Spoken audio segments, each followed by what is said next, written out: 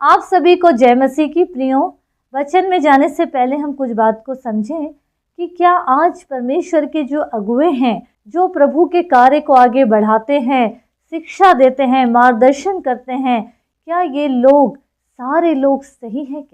क्या ये सही में प्रभु की आज्ञा में हैं या अपने मन की इच्छा को पूरी करते हैं? अगर हम गौर करें तो मसीह की देह में कई गड़बड़ियां पाई जाती हैं जो हमें समझ में नहीं आता, लेकिन हमको समझना है, गौर करना है। क्यों?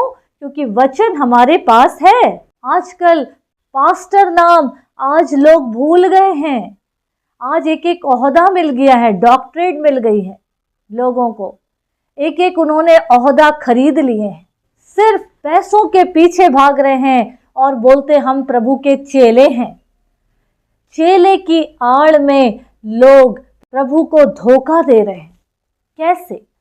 प्रियो, अगर हम यूहन्ना रचित सुसमाचार उसका 12 अध्याय पढ़ेंगे तो वहां पे जब यीशु मसीह फसह के 6 दिन पहले बैतनिय्याह में आया और जहां लाजर था जिसे यीशु ने मरे हुओं में से जिलाया था, वहां उन्होंने उसके लिए भोजन तैयार किया और मार्था क्या कर रही थी? सेवा कर रही थी। लाजर उनमें से एक था जो उसके साथ भोजन करने के लिए बैठे थे। तब मरियम ने जटामासी का आधा सेर बहुमूल्य इत्र लेकर यीशु के पांव पर डाला और अपने बालों से यीशु के पांव पोंछने लगी। और जब उसने इत्र की शीशी को प्रभु के पांव में उंडेला तो पूरी घर सुगंधित हो गया। परंतु उसके चेलों में से यहूदा इस्करियोती नामक एक चेला जो उसे पकड़वाने पर था, कहने लगा, यह इत्र 300 दिनार में बेचकर कंगालों को क्यों न दिया गया? 6वां पद अगर हम पढ़ेंगे तो उसमें लिखा है, उसने यह बात इसलिए नहीं कही कि उसे कंगालों की चिंता थी, परंतु इसलिए कि वह चोर था और उसके पास उनकी थैली रहती थी और उनमें जो कुछ डाला जाता था वो निकाल लेता था। प्रियो, अब यहाँ पे हमको ये समझना है कि 12 चेले तो हैं, लेकिन उसमें भी एक चोर है।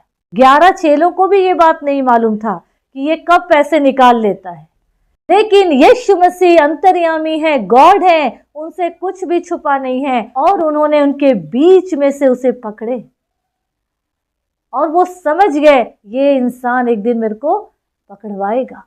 इसी तरीके से हमको ये समझना है कि मसीह की देह में आज भी साथ चल तो रहे हैं जंगली बीज, लेकिन हमको ये समझना है कि कौन चोर है।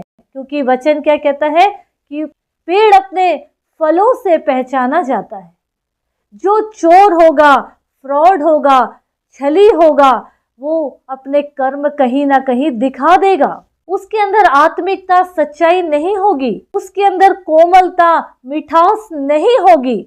जो सच्चाई में होगा वो समय समय पे जहां प्यार की जरूरत है वहां प्यार दिखाएगा, जहां पे डांट की जरूरत है वहां डांटेगा। ये सारी चीजों को हमको पहचानना है कि प्रभु की देह में कौन सच्चाई से चल रहा है और कौन दिखावा कर रहा है। से बड़ी बड़ी बातें करने से, वचन हम सब जान रहे हैं, ऐसे बोलने से कुछ नहीं होता है। हमें दिखाई देना चाहिए कि सच में इस अगुए के अंदर, इस दास के अंदर, इस सेवक के अंदर कुछ ना कुछ ऐसी बात है। हमको प्रभु से दुआ करना है, प्रभु के चरणों में आना है प्रियो, कि मसीह की देह में कौन मसीह की देह को बिगाड़ रहा है, कौन प्रभु के साथ आगे बढ़ रहा है, ये हमको पहचान होना है। क्योंकि अगर हम मरकुस रचित सुसमाचार 13 उसका 22 पद पढ़ेंगे तो वचन क्या कहता है? सेवक कहलाते हुए भी इनके बीच से झूठे मसीह, झूठे भविष्यवक्ता उठ खड़े होंगे, झूठी शिक्षा देने वाले उठ खड़े होंगे। प्रियो, अब इनको पहचानना है, हमको परख की आत्मा हमको मांगना है खुदा से। क्यों वचन कहता है परखें? उनके कर्मों से हम उन्हें परख सकते हैं। तो इसीलिए हमको मसीह की देह में ये पहचानना है कि कौन चेले हैं और कौन चोर है। अगर हमने सही टाइम पे उस चोर को, उस कपटी को, उस गलत लोगों को पकड़ लिए तो याद रखिए पूरा देह प्रभु का बच जाएगा।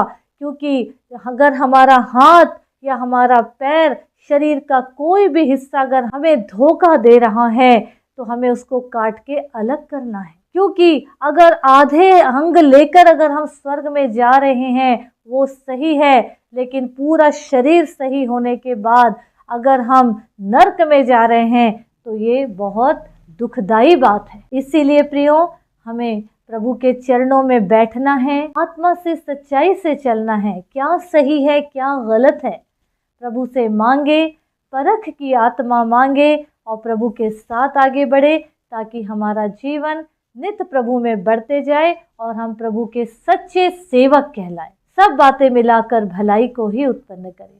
प्रभु इस वचन के द्वारा हम सबों को आशीष दे। आमीन आमीन।